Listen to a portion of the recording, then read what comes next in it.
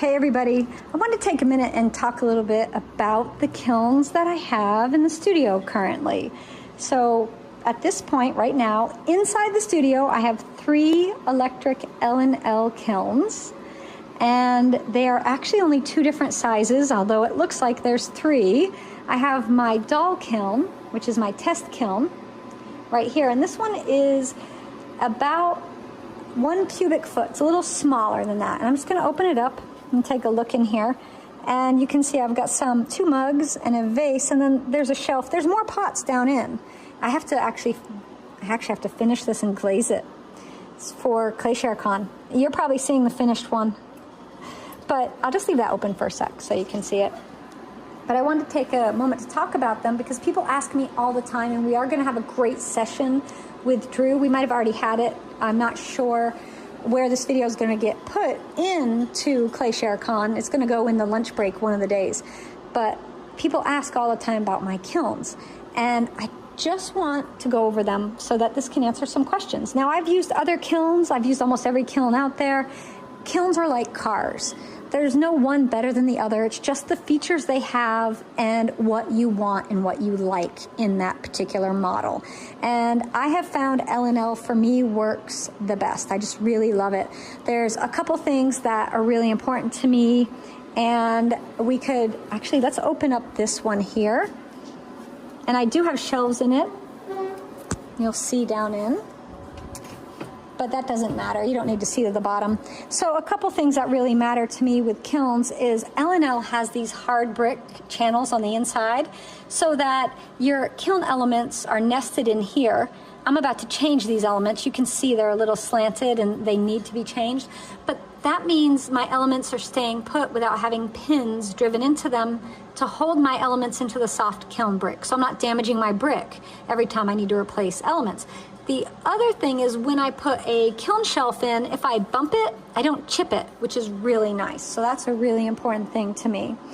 And I am one who likes to apparently bump the side. So here is my E28S. Believe it or not, this kiln is the exact same footage inside, cubic footage, as the other one I just opened up. Now when you look at them, they look drastically different, but the difference being this is a 28-inch diameter kiln, and this is a 23-inch diameter kiln, but this one's 3 sections high, each section being 9 inches, and this one is 2 sections high. So you can see that we get a wider, shorter kiln or a taller, narrower kiln. And the reasons you might want one or the other is going to depend on what you're making for work. So for me, when I'm making a lot of really big, large platter forms, this is the kiln I want because I have that great big shelf and I can put a lot of really big pieces in here, big flat pieces. When I'm doing a lot of really tall pieces, this is the kiln I choose. Now we can't see all the way to the bottom. Well, you kind of can if you look down the side, but I do have shelves in there because I haven't built a shelf storage system yet. See, I'm keeping them on the floor, and I don't necessarily want to store my full shelves on the floor. And I do have a little glaze grinding ahead of me. Yes, I know that happened in my last firing, but it's easy to take care of. And I do have videos on how to grind your shelves and then also how to kiln wash your shelves. So between the two, they're the same size. They hold the same amount of pots, just different configuration. So it depends what you need, right? Now, L&L does do these sleeves on their thermocouple, which I really like. Helps prevent all of the flakiness that can happen with thermocouples. Now, my E23T is completely enclosed, and I love this. I love this. And I'm not sure if you can order these covers to go on kilns that don't have them from L&L. You'll have to check and find out, but I'm gonna look because I want to get the complete cover. I just got this kiln in July, so it's a newer kiln. This one's a few years old. And it's also the same in this little guy. All right, so let's talk about your needs. We're gonna do a whole big segment with Drew about this, but this kiln is great for small things. If you're gonna be doing small cups, plates, vase forms, jewelry. If you want a kiln to test tiles, this would be a good one. Although there's a brand new one coming out from L&L that's a tiny bit smaller than this, but it can go on 120. Mine is plugged into a 240. So it's a whole different creature, and we'll talk about that one a bit more. And I think it's a fabulous kiln for a test kiln. This is good if you just want to do small things, but if this is going to be your only kiln, I would not get this size. I wouldn't. I would go up a little bit.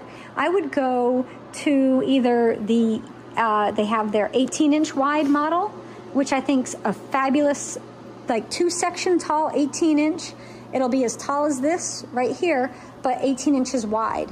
And it means you can do plates up to 16 inches on the inside. About there, maybe a little smaller, but it is really a great, great kiln. So these three here, you know, they do their job. They do what I need. They each have specific jobs. Like this one I fired because I needed the pieces for ClayShare's done. So I've got that vase in there, and I've got these 2 cups that we did in the squared mug tutorial a little while ago. Here they are, and they're ready for glazing. Now, normally when I do a kiln for a glaze fire, I'll do one of the big ones, but not always, not always. So there's my 3 L&L kilns that I currently have. Probably going to be adding another one to the studio, the new small test kiln that L&L is coming out with. I'm really interested in that because it can go to cone 10 in 4 hours, which is so fast. But I love this little guy right here. And then for storage, I just have one of these little inexpensive rolling racks, and I keep my kiln posts on there. So that's my kiln post storage.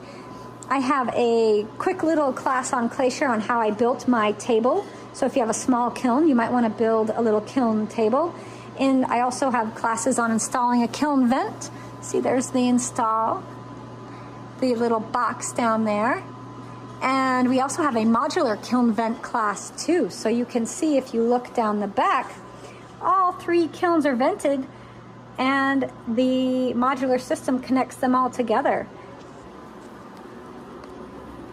So, and I can fire more than 1 kiln at a time with that modular kiln vent system. So I think I talked about everything with these. If you have any questions, reach out. You can reach out to me, but reach out to Andrew at clayscapespottery.com. Drew is amazing. He is my go-to guy for all things kiln. So reach out to him, and he can answer all of your kiln questions. But this is what I have. I guess I mean, safety-wise, you want to be at least 12 inches from anything combustible on the back. You do not want to be on a wooden floor. You always want your kiln to sit on a non-combustible surface. Here I have concrete. If you have wood and you want to put a kiln in, you can, but you must put something down on top of the wood. So whether that be some cinder blocks, some pavers, or some other material, you must do that.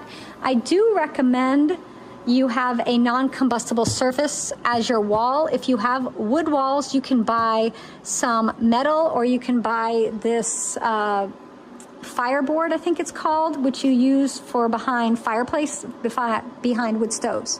And you could get that and put that, but you know, 12 inches is the minimum. 15 is the more like preferred. I would do 15 inches from the wall.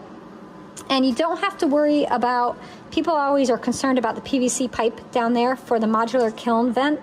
Well, the hottest air is this metal. It's coming out through the metal. Look right there, see? So the air, when the kiln's firing, is coming into this box, and then it goes out. And it's coming down through this metal pipe.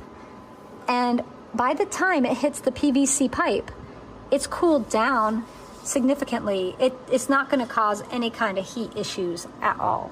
And you know, we've been using this for a while, and we've had no issues. But it's really fabulous, and I love that I can have all my kilns connected in, and it's easy to control. And there's only one hole going out my wall, and that's the brilliant part of it. I don't have to have each kiln a separate hole going through my building.